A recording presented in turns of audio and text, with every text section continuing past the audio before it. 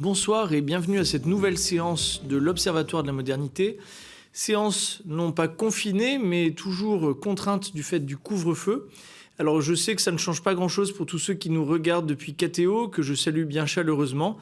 Et à cette petite communauté, peut-être grande même communauté, s'adjoint la nouvelle communauté des youtubeurs et autres téléspectateurs via Facebook qui suivent cet événement. Qu'ils soient tous salués et remerciés de leur fidélité malgré les circonstances un peu troublées. La séance de ce soir, toujours dans le cadre de notre réflexion sur les libertés, sur la liberté politique, concerne l'enseignement social de l'Église sur ces libertés. Nous avons ce soir donc la grande joie d'accueillir le père Frédéric Louzeau, qui est théologien, professeur ici à la faculté Notre-Dame du Collège des Bernardins, qui a la particularité d'être docteur à la fois de philosophie politique et de théologie, du fait de ses travaux sur le père Gaston Fessard, un éminent jésuite connu souvent pour son rôle dans la résistance spirituelle contre le nazisme et qui plus largement a donné des critères de discernement historique face aux grands problèmes politiques de toute époque, et en particulier de l'époque contemporaine. Il est très intéressant d'entendre le père Louzeau sur le libéralisme à partir justement de l'enseignement et de la pensée du père Gaston Fessard. Dans un premier temps, je souhaite dire quelques mots un petit peu pour remplacer notre conférencière prévue qui est la souffrante et qui nous souhaitons un prompt rétablissement sur la question de l'histoire au XIXe siècle en particulier du rapport entre l'Église et la liberté, les libertés politiques. On a souvent dit, et ça n'est pas tout à fait faux, ça n'est pas qu'un lieu commun éculé, cela recouvre une réalité, que l'Église au XIXe siècle était antilibérale contre la démocratie, même parfois, en tout cas contre le libéralisme politique et contre plus largement la liberté d'opinion, de conscience, de la presse, etc. S'il y a une vérité là-dedans, et nous reverrons des textes fondamentaux comme Quanta Cura, il y a toutefois quelques nuances à apporter pour contextualiser les choses et donner un aperçu un peu plus précis et un peu plus nuancé de ce qu'a été la position de l'Église au long du XIXe siècle. Alors d'abord, on ne peut pas penser cette relation de l'Église aux libertés nouvelles sans l'ancrer dans le contexte du traumatisme révolutionnaire. C'est bien évidemment non pas simplement les Lumières et leur rapport théorique, mais surtout l'événement révolutionnaire qui charrie avec les nobles idéaux de la République ou de la démocratie son lot d'intolérance religieuse qui marque les esprits. Et paradoxalement, ce n'est pas le pape qui a été le plus proche de cette déferlante révolutionnaire qui a été le moins libéral. Puisqu'en effet, le pape Pie VII, qui est donc pape de 1800 à 1823, connu pour différents tourments dans le cadre de l'Empire notamment, a souvent été considéré comme une forme modeste, mais néanmoins réelle, de libéral.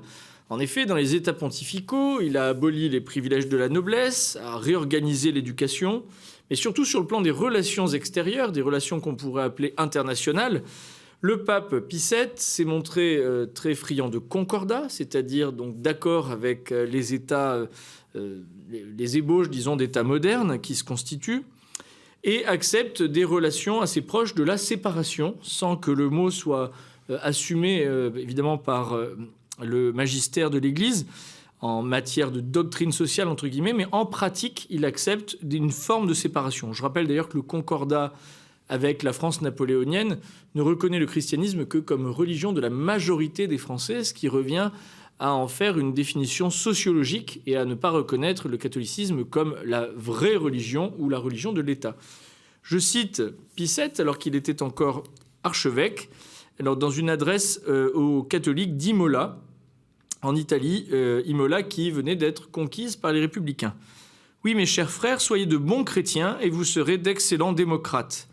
La forme du gouvernement démocratique adopté chez nous n'est point en opposition avec les maximes que je viens de vous exposer. Elle ne répugne pas à l'Évangile. Elle exige au contraire ces vertus sublimes qui ne s'acquièrent qu'à l'école de Jésus-Christ. Si vous les pratiquez sérieusement, elles seront le gage de votre bonheur, de votre gloire et de la splendeur de notre République.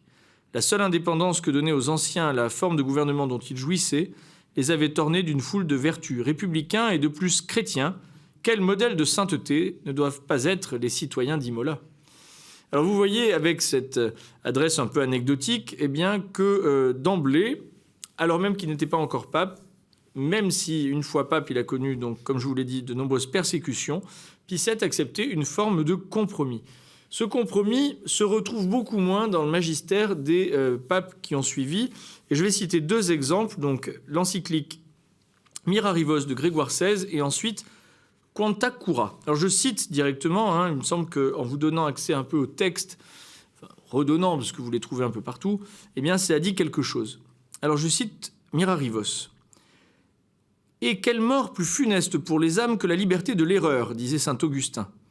En voyant ôter ainsi aux hommes tout frein capables de les retenir dans les sentiers de la vérité, entraînés qu'ils sont déjà à leur perte par un naturel enclin au mal, c'est en vérité que nous disons qu'il est ouvert ce puits de l'abîme, d'où saint Jean vit monter une fumée qui obscurcissait le soleil et des sauterelles sortir pour la dévastation de la terre. De là en effet le peu de stabilité des esprits, de là la corruption toujours croissante des jeunes gens, de là, dans le peuple, le mépris des droits sacrés, des choses et des lois les plus saintes. De là, un mot, le fléau le plus funeste qui puisse ravager les États. Car l'expérience nous l'atteste et l'Antiquité la plus reculée nous l'apprend. Pour amener la destruction des États les plus riches, les plus puissants, les plus glorieux, les plus florissants, il n'a fallu que cette liberté sans frein des opinions, cette licence des discours publics, cette ardeur pour les innovations.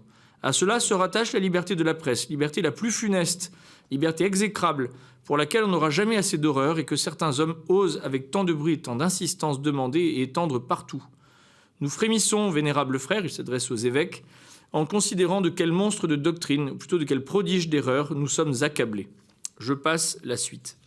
Ce qui est intéressant, c'est que d'emblée apparaît un thème qui se retrouve dans tout, disons, le magistère antilibéral. On serait parfois tenté de dire illibéral aujourd'hui, mais ce serait gravement anachronique.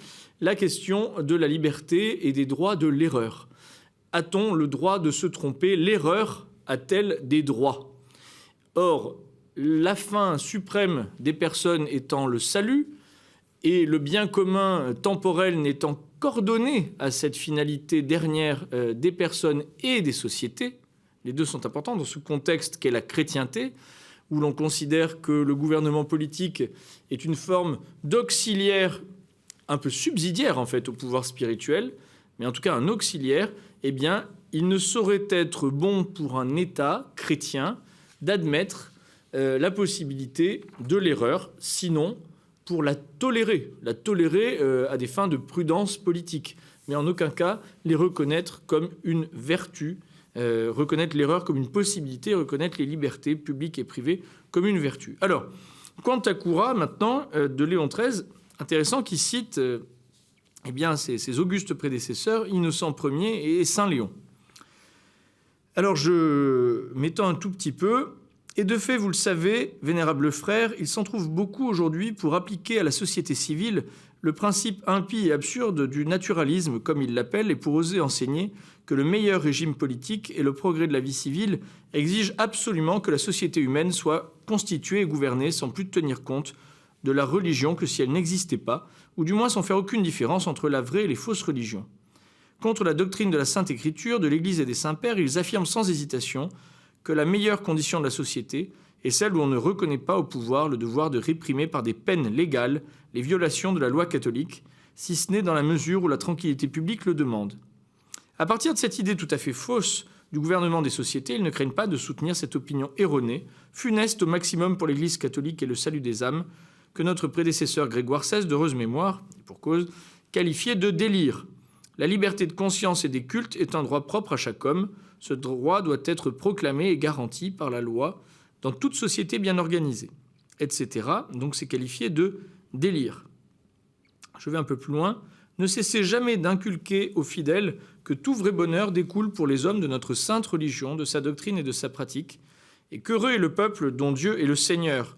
Enseignez que l'autorité repose sur le fondement de la foi catholique et qu'il n'y a rien de plus mortel, rien qui nous précipite autant dans le malheur, nous expose autant à tous les dangers, que de penser qu'il nous peut suffire d'avoir reçu le libre arbitre en naissant, sans avoir à rien demander de plus à Dieu, c'est-à-dire qu'oubliant notre Créateur, nous renions son pouvoir sur nous pour manifester notre liberté. Donc ce qui est très intéressant, c'est que sur le plan de la doctrine catholique, sur le plan de l'attitude du baptisé qui accepte le Christ comme son Seigneur, eh bien, il y a une forme d'équivalence. C'est cela que prône en fait le pape Léon XIII. La société devant être chrétienne, la situation de chrétienté devant être absolument tenue, eh bien, il y a finalement le même rapport entre les citoyens ou sujets, selon les contextes politiques, et l'État chrétien, qu'entre les chrétiens et le Christ lui-même. On doit accepter, non pas d'errer dans des opinions, fussent-elles probables, dans une quête spirituelle ouverte et libre, mais on doit accepter l'autorité du Christ, tant sur le plan donc spirituel et ecclésial, que sur le plan, en fait, quelque part par analogie, de la société chrétienne dans son entièreté. Et le grand thème est toujours là, celui des droits de l'erreur. Alors il y a une exception dans ce cadre-là, du côté notamment, alors on en trouve aussi aux États-Unis, dans tout le monde un peu, le Nouveau Monde, pourrait-on dire, également en Irlande, dans le contexte de la lutte pour les libertés politiques, mais une exception française, non sans lien avec la tradition gallicane, mais avec également des distinctions, avec des penseurs pour qui, justement, eh bien, il faut remettre les choses à plat et ne pas considérer l'État moderne comme devant entrer dans le cadre absolument de la chrétienté, car en réalité, la chrétienté médiévale, qui est un référent commun à de nombreux catholiques échaudés par la Révolution française, d'emblée déjà ne reposait pas sur les mêmes conceptions de la souveraineté. Ça, c'est un point important. Il y a déjà une critique de l'État moderne chez certains libéraux. Alors je cite Montalembert, « Le Moyen-Âge catholique n'avait pas la moindre idée de la souveraineté moderne, c'est-à-dire d'une domination, d'une tutelle sans limite exercée sur tous les corps et sur tous les individus qui composent la société. C'est le droit moderne et rationaliste qui a ressuscité cette idée païenne morte avec le bas empire, afin d'opprimer l'Église sous prétexte de la contenir. » Donc ce qui est intéressant, c'est que vous voyez à la fois une attaque contre l'État moderne laïcisant, et en même temps le sentiment qu'il est vain de demander à ce type d'État de reconnaître le catholicisme comme religion d'État, dans la mesure où en fait nous sommes déjà dans un cadre politique qui n'est plus celui qui a informé la chrétienté, soit qu'on la regrette, soit qu'on s'en passe, mais en tout cas, ces penseurs prennent acte de la sortie des cadres politiques qui ont informé la chrétienté. Et je cite encore Montalembert dans une autre lettre, des lettres qui sont citées par Lucien Jaume. Je le cite dans son article « La place du catholicisme libéral dans la culture politique française ». La question n'est pas de savoir si l'erreur a des droits. Donc là, d'emblée, il répond à la question phare. Mais si les hommes qui se trompent de bonne foi n'en ont pas. J'ai dit qu'ils avaient, dans l'état actuel de la société européenne, le droit de ne pas être persécutés, le droit d'être tolérés civilement. Demander la liberté pour soi en déclarant qu'on s'en servira pour la refuser aux autres, c'est perdre d'avance sa cause et la perdre en la déshonorant. En effet, ces penseurs sont attachés aux libertés de l'Église, à la liberté de l'Église, à reconnaître à la fois dans les États où elle est persécutée, dans les États nouvellement laïcisés. Et pour eux, il y a une logique intellectuelle et dans l'ordre de la charité, aussi dans les deux ordres, d'appliquer à toutes les options philosophiques, dans la mesure où on est de bonne foi, ce que l'on demande pour l'Église catholique. Alors, on est à la fin, disons, au début de la Troisième République, début de la fin du XIXe siècle, lorsque je passe la parole au père Louzeau, qui justement s'appuie sur ces fondations-là. Merci beaucoup, Louis, pour cet exposé historique, en tout cas pour le XIXe siècle, de ces rapports bien tumultueux, peut-on dire, entre l'Église catholique et puis ces régimes de liberté qui étaient en train de naître et de grandir. Pour ce soir, je vous propose 3 réflexions. Tout d'abord, je vais reprendre ce parcours que vous venez de faire en le prolongeant jusqu'au XXe siècle et pour prendre, si vous voulez, la mesure de ce qui est apparu comme un changement de position de l'Église par rapport à ces régimes de liberté, puis essayer de comprendre pourquoi. Donc ça sera un premier temps. Voilà, et de se demander si l'Église a changé de position par rapport au libéralisme politique. Voilà. Ça sera un premier temps. Puis dans un deuxième temps, je vais descendre un peu plus profond, si vous voulez, dans la réflexion grâce à l'œuvre du père Fessard, de ce père jésuite que je présenterai, notamment de vous montrer comment il a appréhendé ce que pouvait être le libéralisme, notamment pour un chrétien. puisque vous avez déjà, dans votre exposé, montré qu'il y avait déjà des différences entre des évêques, des papes, des auteurs comme Montalembert, etc. Bon, au fond, que pouvons-nous tirer de cette période historique de l'avènement de la modernité libérale?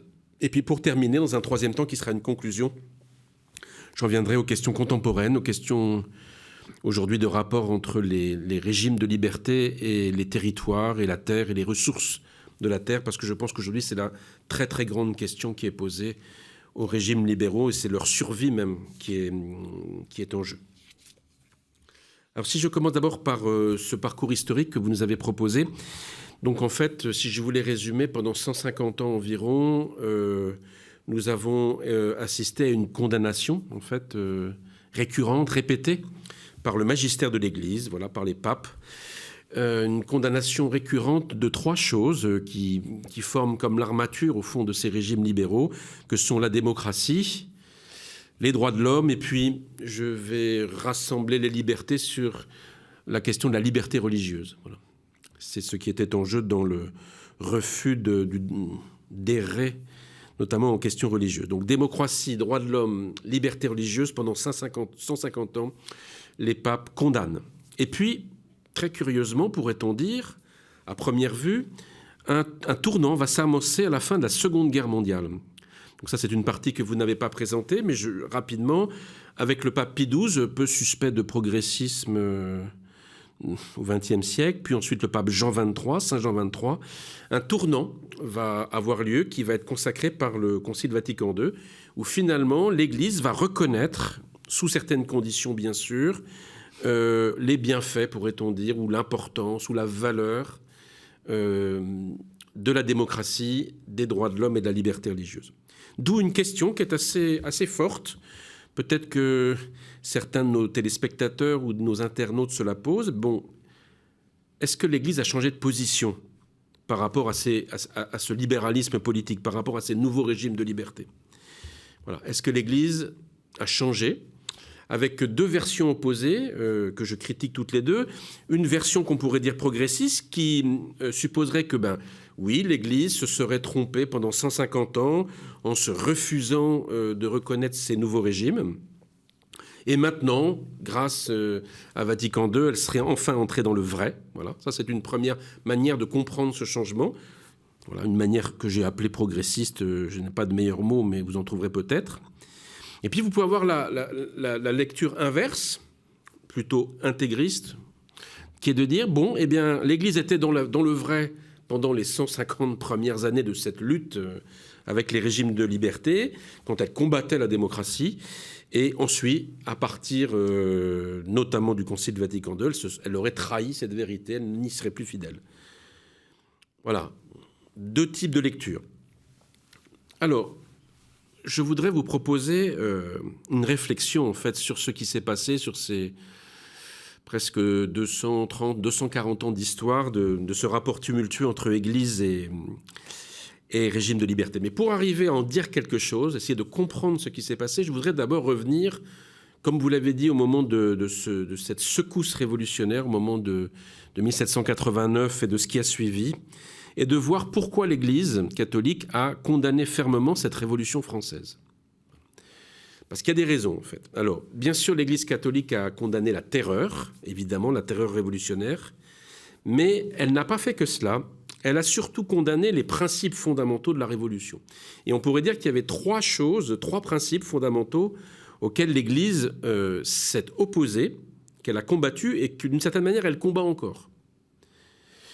Le premier principe de la Révolution française que l'Église combat, c'est le fait que les révolutionnaires et ceux qui ont mené cette transformation de la société ont refusé, ont nié la révélation chrétienne comme le fondement de l'ordre social. Ils se sont refusés à ce que cette révélation soit le fondement des collectifs, si vous voulez.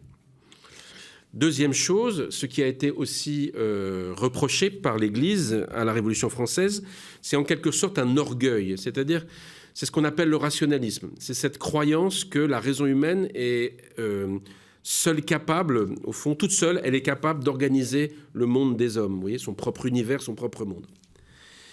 Ça, Deuxième chose qui a été condamnée. Et troisième chose, ça c'est dans les documents que vous pourrez lire. Et puis la troisième chose aussi, qui a été, je crois, aussi très bien repérée par les papes dans ces époques, c'est cette prétention qu'a pu avoir le peuple et la nation à être souveraine de manière absolue dans l'ordre politique, vous voyez, à être le cran le plus ultime de l'ordre social. Et déjà, au fond, le magistère de l'Église avait compris que si on partait dans cette vue-là, on allait aller vers des dérives qu'on appelle aujourd'hui nationalistes. Donc voilà, ça c'est la triple condamnation de l'Église des grands principes de la Révolution française, et cette condamnation va être régulièrement répétée pendant plus d'un siècle en fait. Voilà. Et vous avez cité au moins 2 papes qui l'ont fait. Mais ce qui est étonnant dans cette histoire, c'est que cette situation qui pourrait sembler être figée à jamais, vous voyez, on pourrait imaginer un affrontement éternel, perpétuel entre l'Église et les démocraties libérales, eh bien cette situation va évoluer à partir de, je dis à peu près, la fin du XIXe siècle. Au passage, qui vous laisse le temps un peu de souffler, vous voyez, peut-être que nous sommes tellement marqués par une conception du temps moderne qui imagine à tort que le temps est comme une sorte de flux, de fleuve continu et homogène. Et bien précisément, le temps n'est pas ainsi. Le temps n'est pas un milieu homogène et indéfini, pour parler comme Bergson. Et qu'est-ce que je suis en train de vous dire? Qu'il y a toujours, finalement, dans nos histoires, et même nos histoires singulières, personnelles, mais c'est encore plus vrai pour des sociétés, il y a toujours l'irruption d'événements nouveaux, et puis d'événements qui sont absolument imprévisibles, gigantesques, aux conséquences incalculables, qui vont transformer et changer la situation. Et je crois d'ailleurs, au passage, que, vous voyez, ce qui fait le fond commun des versions progressistes et intégristes que je rappelais par rapport à l'histoire, c'est que dans ces 2 versions, en fait, il n'y a pas possibilité d'événement, finalement. Tout semble se dérouler de manière assez automatique, dans un sens ou dans un autre. Voilà. Or, justement, il s'est passé des choses gigantesques, en fait, entre la Révolution française et la Deuxième Guerre mondiale, qui expliquent que ce pape Pie XII, dont j'ai dit qu'il n'était pas soupçonnable d'être progressiste ou acquis comme ça aux valeurs démocratiques et libérales, va reconnaître le bienfait de ces régimes. Alors, je vais simplement retracer ces 2 étapes. Il y a eu 2 étapes, en fait, pour arriver là. 2 grandes étapes, il y en a sûrement plus, mais disons, si on veut faire un parcours. La première étape, on la doit justement à ce même pape Léon XIII que vous avez cité dans l'encyclique Quanta Cura, et notamment dans un texte, 2 textes très étonnants, 2 petites encycliques qu'il va envoyer d'abord aux prêtres français en février 1892, et puis ensuite aux cardinaux et archevêques français. C'était l'époque où le pape était capable d'écrire des encycliques pour un peuple. Ici, c'était les Français. On est en 1892. Les catholiques français sont en prise avec une Troisième République qui a une vingtaine d'années, qui est extrêmement anticléricale, très, très dure. Voilà. Et le pape va, une sorte de coup de tonnerre, va demander aux catholiques français, via ses textes, il va dire la chose suivante. Il va dire: l'Église ne préfère pas en soi un type de régime plutôt qu'un autre. Vous voyez ? Il faut voir que les catholiques français étaient en majorité restés monarchistes, royalistes. Et donc beaucoup se battaient pour essayer de faire tomber cette république et d'essayer de restaurer de nouveau une monarchie. Eh bien, le pape leur dit, l'Église n'a pas de préférence dans l'absolu, si vous voulez, pour tel ou tel type de régime. Et ce qui est très classique, il dit, le meilleur type de gouvernement, c'est le gouvernement qui, dans une situation précise, dans une situation historique précise, va procurer le meilleur bien commun. Je fais une toute petite incise. Si j'ai dit que Quanta Cura était de Léon XIII, c'est bien sûr de Pie IX. Hein. Oui. Je l'ai dit tout à l'heure, je crois, par mépris, mais en l'entendant, ça m'a... Donc je vous prie de m'en excuser, on comprend mieux l'évolution, du coup, en plus. Voilà. Mais le pape Léon XIII a aussi des attaques très dures contre notamment la liberté religieuse. Donc il était aussi dans le sillage de Quanta Cura. Mais donc là, il écrit aux Français et il leur dit, le meilleur type de gouvernement, c'est celui qui assure le meilleur bien commun. Et c'est ça le principe fondamental de la théologie politique pour Léon XIII. Et c'est complètement fidèle à la théologie politique de saint Thomas d'Aquin.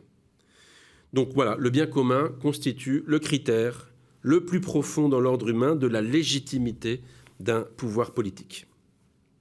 Et donc si un régime politique, comme la Troisième République, procure le bien commun, et à commencer par la paix entre les hommes, à commencer par la prospérité d'un peuple, s'il fait cela, il ne doit pas être combattu pour être renversé. C'est assez extraordinaire. C'est tellement extraordinaire. Et vous voyez, il n'y a pas que le pape François qui dérange les catholiques, je le dis au passage, puisque cette première encyclique de 1892 aux prêtres français a été tellement mal reçue par les catholiques de France qu'il a fallu qu'il écrive une deuxième encyclique au mois de mai, donc 4 mois après, il réécrit une encyclique, cette fois-ci aux cardinaux archevêques, pour dire si, vous avez bien compris ce que je vous ai dit, cette Troisième République ne doit pas être combattue pour être renversée. Alors, on a parlé à ce moment-là de ralliement de l'Église à la démocratie, ce n'est absolument pas le cas, le terme est tout à fait impropre, mais il s'agit ici, de la part du pape Léon XIII, d'un jugement pratique sur l'efficacité d'un régime dans une situation donnée. Ça, c'est la première étape. Donc, vous voyez, on arrête de taper à bras raccourcis sur la démocratie. Voilà, on prend là aussi la mesure d'une expérience historique qui est que la Troisième République, depuis 20 ans, a mis fin à cet enchaînement de révolutions en France. Voilà. Mais voilà, on n'en dit pas plus. Il n'y a pas d'appréciation positive à ce moment-là de la démocratie. En revanche, dans une deuxième étape que je vais résumer, et puis j'essaierai de répondre à ma question, plusieurs décennies plus tard, un autre pape, le pape Pie XII, va être le premier pape, le premier souverain pontife à, cette fois-ci, proposer une appréciation positive de la démocratie.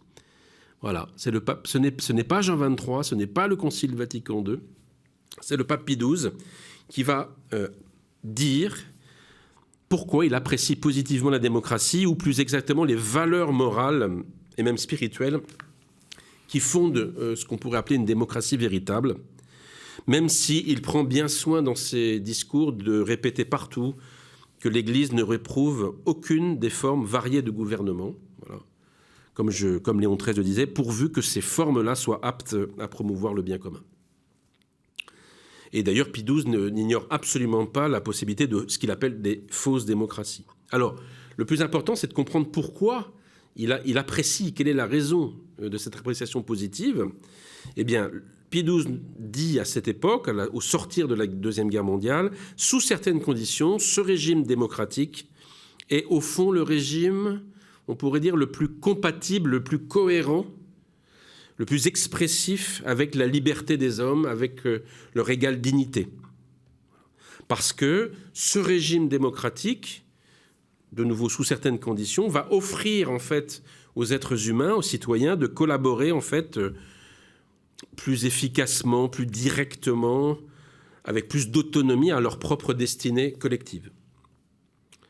Alors notez vraiment, et j'insiste là-dessus, que le terme démocratie dans les textes du pape Pie XII revêt un sens très particulier. Pie XII ne s'intéresse pas aux structures démocratiques, de savoir s'il faut une chambre, deux chambres, voilà, quel type de gouvernement représentatif, ce n'est pas du tout son problème. Ce à quoi il s'intéresse, c'est en fait, on pourrait dire, à un régime de valeurs éthiques, à une sphère éthique qui touche à la dignité de la personne humaine, à la liberté des personnes. Donc au fond, si on voulait résumer, c'est un régime de valeurs en fait personnaliste qui est promu ici par le magistère de l'Église, le plus haut magistère de l'Église, et à travers le pape Pie XII, et à partir du pape Pie XII, et ceci jusqu'à aujourd'hui. Alors je reviens à la question posée.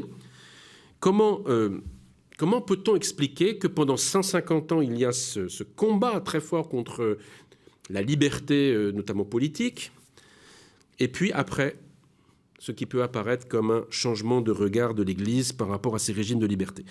Je crois que la raison, en fait, ce n'est pas tellement l'Église qui a changé, ou en tout cas, elle n'est pas seule à avoir changé, elle n'a pas changé de doctrine. C'est toujours la même théologie politique qui est derrière, mais ce sont les hommes qui ont changé et les régimes qui ont changé. C'est ça qu'il faut arriver à comprendre. C'est que les sociétés, entre celles qu'a connues les papes Pie on parlait de Pie IX et de Léon XIII à la fin du 19e, début 20e, et puis celle qu'a connue le pape Pie XII, ce ne sont plus du tout les mêmes sociétés, parce qu'il y a eu, on pourrait dire, une double grande épreuve historique. Tout d'abord, les 2 guerres mondiales, et surtout la Seconde Guerre mondiale, évidemment, et puis l'affrontement des démocraties libérales avec les régimes totalitaires. Donc vous voyez, c'est au cours de cet affrontement entre les régimes démocratiques et les occidentales et puis les régimes totalitaires que ces démocraties occidentales ont été en quelque sorte transformées et purifiées d'une manière que je vais essayer d'expliquer maintenant. Alors en quoi a consisté cette purification des démocraties ? Eh bien, si je voulais résumer les choses, je pense que ce qui s'est passé dans ces années autour de la Deuxième Guerre mondiale, c'est que les structures démocratiques se sont en quelque sorte détachées, c'est pour ça que je parle de purification, voilà, se sont séparées des fameux principes antichrétiens de la Révolution française. Parce que vous voyez ce que les démocraties naissantes, comme la démocratie française au moment de la Révolution, elles combattaient l'Église catholique. Mais en 1940 et pendant toute la guerre mondiale, la Deuxième Guerre mondiale, ce que les démocraties occidentales ont combattu, bien sûr, ce n'est pas l'Église, ce n'est même pas seulement d'ailleurs des régimes politiques comme le régime nazi, italien, etc., mais ce sont des conceptions du monde que les démocraties. Si nous sommes entrés en guerre, c'est aussi pour entrer en guerre pour combattre des conceptions du monde que sont le fascisme et le nazisme, voilà. Pour lesquels, vous voyez, c'était des conceptions du monde pour lesquelles le principe fondamental du droit et de la justice n'était pas transcendant. C'était dans le cas des nazis, c'était la race aryenne, ou le sang, on pourrait dire, et dans l'autre, pour le régime italien, le fondement du droit et de la justice était la nation italienne. Voilà ce qui s'est passé pendant plusieurs années vraiment au prix du sang. Au prix du sang. Et de ce combat terrible, titanesque, les régimes de liberté n'ont pas simplement été vainqueurs sur le terrain, mais ils sont sortis profondément transformés. Et c'est ça que vous voyez qu'enregistre le pape Pie XII. C'est que ce ne sont plus les mêmes régimes démocratiques, vous voyez. Ils n'ont plus les mêmes fins, ils ne visent plus la même chose, ils n'ont plus les mêmes finalités, on pourrait dire en théologie, ils n'ont plus les mêmes eschatologies avant et après la Seconde Guerre mondiale. Et ce n'est pas un hasard si au même moment de l'histoire, au moment où le pape Pie XII reconnaît ce changement, une toute jeune organisation internationale, l'Organisation des Nations Unies, va adopter comme fondement de cette organisation une déclaration universelle des droits de l'homme. Ce qui est en fait absolument prodigieux, si on peut bien y réfléchir, dans l'histoire de l'humanité. Donc, vous voyez, aux yeux du pape Pie XII, ce fondement éthique transcendant des démocraties d'après-guerre les différencie des démocraties, des régimes de liberté d'avant, mais aussi d'ailleurs les différencie d'un autre type de régime totalitaire que sont les régimes communistes. Pourtant, et je termine par là ce premier point, cette appréciation positive des régimes de liberté par l'Église, après la Seconde Guerre mondiale, ne doit pas être absolutisée, surtout pas. Vous voyez, il ne faut pas imaginer que la bénédiction que Pie XII a donnée aux démocraties pourrait être comprise maintenant pour nous comme un blanc-seing donné à ces démocraties. Parce que, de nouveau, l'histoire va avancer, le temps n'est pas homogène et continu. Il va y avoir de nouveaux événements, et sous la pression de nouveaux événements, les régimes démocratiques vont eux-mêmes continuer à se transformer, en fait. Et donc, de nouveaux discernements vont être nécessaires. Un exemple très frappant est l'attitude du pape Jean-Paul II, du Saint-Pape Jean-Paul II, par rapport aux démocraties, pour faire très bref et presque de manière caricaturale. Pendant la première moitié de son pontificat, il va se présenter comme le champion de la démocratie. Il va faire le tour du monde entier, allant sermonner des dictatures de droite et des dictatures de gauche dans le monde entier, et se faire le champion de la démocratie. Et puis dans un deuxième temps, après la chute du mur de Berlin et l'effondrement de l'Union soviétique, au contraire, il va pressentir que les démocraties occidentales vont, en quelque sorte, dériver de l'intérieur en promouvant des nouveaux droits à l'avortement, à l'euthanasie, au trafic des embryons, si l'on veut, en tout cas, aux modifications génétiques, etc., etc. à la question du reconnaissance des mariages de personnes de même sexe. Quoi, vous connaissez ça très bien. Donc c'est très intéressant, vous voyez. Je terminerai là-dessus dans ma deuxième partie. L'Église se situe en fait avec subtilité finalement par rapport à ces régimes de liberté. Alors j'en viens maintenant au discernement du Père Fessard que vous m'avez demandé de venir vous présenter. Alors le Père Fessard, c'est un jésuite né en 1897, mort en 1978. Il est, comme vous l'avez dit, connu pour sa résistance au nazisme. Il est connu en fait pour son discernement des grandes idéologies totalitaires, le communisme et le nazisme. Mais ce qui est très surprenant, c'est qu'il a, sans connaître vraiment à fond les grands textes de la pensée libérale, il a produit également un discernement du libéralisme. Il a mené ce que j'ai appelé dans un travail un examen de la conscience libérale. Ça va pas du tout de soi pour un homme né en 1897, parce que la plupart des jeunes philosophes de son époque, comme je vous le disais, n'ont pas travaillé les grands textes de la pensée libérale. John Locke, Montesquieu, Benjamin, Constant, Tocqueville, voilà, tous ces gens-là, il ne les a pas vraiment travaillés, comme tous les gens de son époque. Et puis, en plus, une majorité de catholiques français, cette fois-ci, qui l'avaient précédé, et même de son temps, n'avaient justement pas du tout digéré la Révolution française, voilà, comme vous l'avez dit, comme traumatisme. Alors donc, je vais essayer de vous présenter, il faudrait vous présenter en quelques instants un discernement extrêmement fin, mais je vais dire simplement quel a été pour lui l'apport de ces sociétés libérales depuis la Révolution française, qu'est-ce qu'elles ont apporté dans l'histoire du monde, et puis je montrerai le point de fragilité à ses yeux des régimes libéraux. Si on voulait dire l'apport des sociétés libérales pour le Père Fessard, c'est que ces sociétés, d'abord l'Angleterre, puis l'Angleterre, les États-Unis, la France, etc., puis d'autres ensuite, ces sociétés politiques fondées sur la liberté ont été un essai de traduction dans le champ politique de la liberté des personnes auxquelles la foi chrétienne est si attachée, si vous voulez. C'est une traduction dans un régime politique d'une donnée anthropologique si importante que chaque homme ait une liberté. Jusqu'à l'émergence des sociétés libérales modernes, les régimes politiques avaient conçu leur bien commun sous un autre aspect unique, on pourrait dire un aspect fondamental, qui est la sécurité et la prospérité. Au fond, un bon régime, c'était un régime qui assurait la sécurité des gens et la richesse du peuple. Eh bien, la vision libérale du monde va transformer ce dispositif millénaire, en fait. C'est-à-dire que la vision libérale du monde, elle va placer l'idéal du droit et de la liberté de tout homme au sommet du bien commun.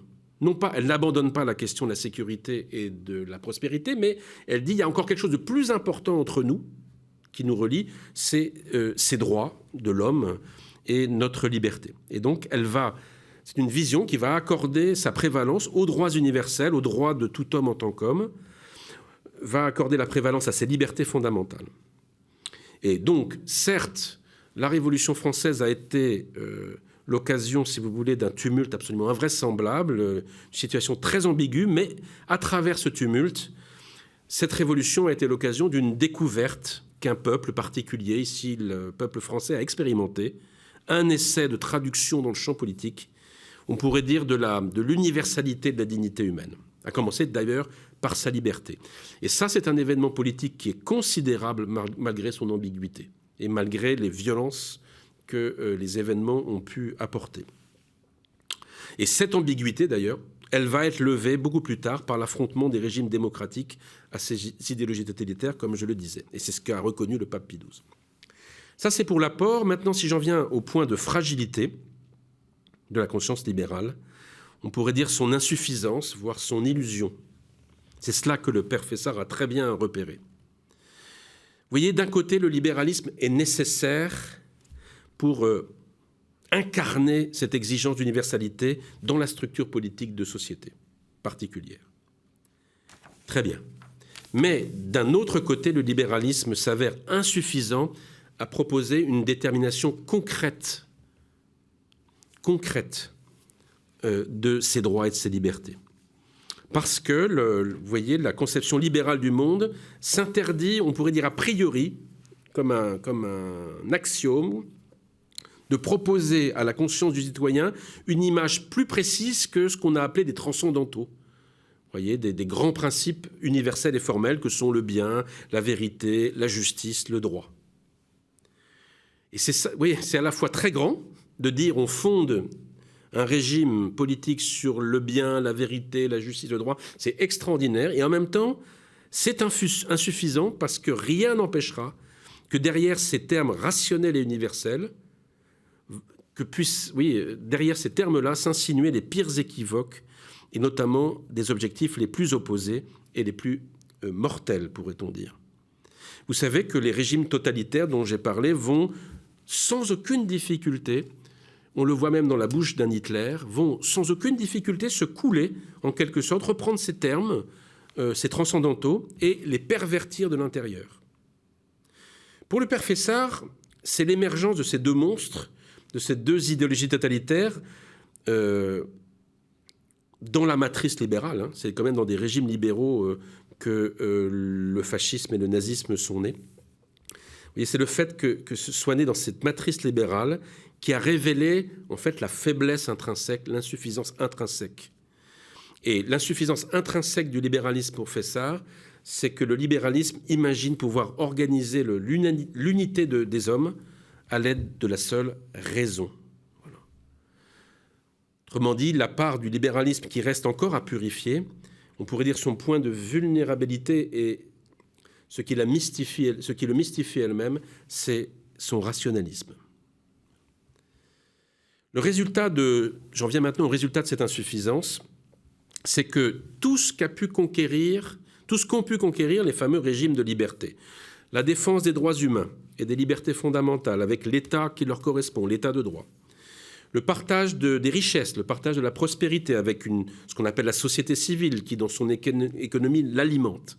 Tout cela, qui sont de véritables bienfaits dans l'organisation humaine, tous ces biens, toutes ces conquêtes restent précaires et même menacées de perversion si elles ne demeurent pas ouvertes, on pourrait dire, vous voyez, à une vision du bien commun qui lui vient d'ailleurs, qui lui vient justement de la révélation chrétienne et dont la mission de l'Église est de le représenter, de le rendre présent sans cesse aux citoyens comme aux dirigeants. Et cette vision du bien commun, du bien entre les hommes, qui vient d'ailleurs, au fond, que de l'humanité, c'est ce qu'on pourrait appeler la communion. Communion à la fois universelle et concrète. Universelle en ce qu'elle concerne tous les hommes, du plus petit jusqu'au plus grand, quelle que soit sa couleur de peau, quelle que soit sa richesse ou sa pauvreté. Voilà, une communion qui touche tous les hommes, et une communion aussi concrète en ce qu'elle vise le partage des ressources et des richesses nécessaires à une vie digne. Voilà. Autrement dit, vous voyez, ce qui manque très profondément au libéralisme depuis 2 siècles et demi, c'est qu'au fond, le libéralisme n'assigne aucune fin à ces régimes de droit et de liberté. Et l'Église se présente devant le libéralisme, voilà, en lui montrant cette fin, qui est une communion, en fait, concrète et universelle entre tous les hommes, on pourrait dire aussi une fraternité universelle. Et là, je termine par là ce deuxième point, j'en dirai moins peut-être dans les questions, nous reviendrons dessus, mais là où cette insuffisance, en fait, cette fragilité congénitale du libéralisme se voit le mieux, c'est sur le plan international. Parce que l'abstraction de ces principes transcendantaux, que sont donc le droit, la justice, la liberté, cette abstraction, en fait, est incapable de vaincre les conflits, les oppositions entre les peuples, parce qu'en définitive, ces grands principes, très dignes, très légitimes, sont quand même incapables de réconcilier les divisions les plus intimes de la conscience humaine. Pour terminer, donc, si je veux terminer cette deuxième partie, je dirais qu'au fond, un chrétien honnête devra toujours être partagé face au libéralisme politique. Ni rejet définitif, parce que le libéralisme politique marque un véritable progrès dans l'organisation des sociétés humaines par rapport à des sociétés sans droit. Je me souviens qu'après une émission de télévision, une émission de radio où j'avais parlé de ces questions de démocratie, en 2005, beaucoup d'auditeurs de Radio Notre-Dame s'étaient en quelque sorte délivrés de leur... C'était dire beaucoup de mal de la démocratie comme régime. Et j'étais rentré chez moi, là, à la communauté, et je vivais avec un prêtre chinois qui lui, avait vécu dans les camps, qui n'avait jamais eu le droit d'exprimer sa religion, d'avoir ce droit. Et il dit, ils ne savent pas ce qu'ils disent, en voulant taper sur la démocratie. Donc, vous voyez, le chrétien ne peut pas, bien sûr, ne rejette pas définitivement la démocratie. Au contraire. Donc, ce n'est pas un rejet définitif, mais en même temps, ce n'est pas une bénédiction éternelle, vous voyez. Parce que les démocraties connaissent aussi certaines pathologies que j'ai plus ou moins esquissées. Donc, en gros, vigilance constante de l'Église et des chrétiens qui sont en son sein par rapport à ce type de régime. Je termine, je conclus. Je voudrais parler maintenant, pour terminer, du nouveau défi qui est posé à ces régimes de liberté, au libéralisme politique. En fait, il faudrait reprendre toute l'histoire des régimes de liberté en s'intéressant aux conditions matérielles qui ont permis l'essor de ces démocraties. Ce qui s'est passé d'ailleurs à l'intérieur de nos pays démocratiques est inséparable de ce qui s'est passé à l'extérieur. Parce que, en fait, le développement des démocraties européennes a été rendu possible par on pourrait dire, des apports gigantesques de matières premières, de ressources, que nous n'avons pas trouvées simplement sur le sol de nos frontières, mais que nous avons arrachées en grande partie à des territoires colonisés pour ceci. Et donc, on pourrait dire que l'Occident s'est caractérisé depuis plusieurs siècles par une politique d'échappatoire des contraintes matérielles et écologiques de sa propre croissance. C'est la notion d'hectares fantômes que l'on trouve chez certains historiens. Qu'est-ce que c'est les hectares fantômes? Ce sont les hectares que les nations européennes auraient dû mobiliser sur leur territoire pour soutenir leur développement et qu'elles sont allées chercher ailleurs. Et si vous voulez des exemples contemporains très emblématiques, vous pourriez réfléchir au sort des forêts brésiliennes. Ce n'est pas pour rien, ce n'est pas simplement le président du Brésil qui pille ces forêts et qui les détruit. Il le fait aussi pour alimenter un commerce avec des industries qui viennent de l'Occident. De même pour les grandes forêts du bassin du Congo. Je renvoie à ce discours extraordinaire du docteur Mukwege pour la réception de son prix Nobel de la paix 2018. Vous l'avez en vidéo, c'est extraordinaire. Voilà. Mais vous verrez à quel point la forêt du Congo fait partie de nos territoires. Vous voyez, cette manière d'avoir couplé liberté politique et abondance extérieure, en fait, est finalement très problématique. Nous le savons aujourd'hui. D'une part, cette manière de faire n'est pas extensible à tous les peuples du monde. Si tout le monde faisait comme nous, il n'y aurait plus rien. Nous aurions tout dévoré. D'autre part, cette manière de coupler les choses a été injuste et demeure injuste. On pourrait dire, si on voulait le résumer, émancipation à l'intérieur, liberté à l'intérieur et asservissement et pillage à l'extérieur. Donc, voilà quelle est la grande question qui est posée au libéralisme politique, qui est un grand défi posé au régime de liberté pour aujourd'hui et pour les années à venir. Et la grande question pourrait être résumée par « mais où êtes-vous ? Où dites-vous que vous êtes ? Où est votre liberté ? Est-ce que vous êtes en mesure de décrire un tant soit peu, le territoire réel de vos régimes de liberté. Pas je sais très bien voir ce que sont des frontières administratives sur des cartes, mais ce ne sont que des cartes. Voilà. Mais où sont vos frontières économiques et écologiques? Quel est votre territoire matériel? Et une fois que vous avez décrit cela, quels sont les autres peuples qui dépendent pour leur vie, pour leur survie comme pour leur liberté de votre territoire réel? Parce qu'en fait, ces territoires réels, ces territoires matériels, en fait, se chevauchent de mille et une manières. Et une fois que vous avez repéré ces peuples dont vous occupez en fait les terres et dont vous dominez les territoires de vie, une fois que vous les avez repérés, qu'est-ce que vous voulez faire vis-à-vis d'eux? Voilà, je m'arrête là. Merci beaucoup, mon père.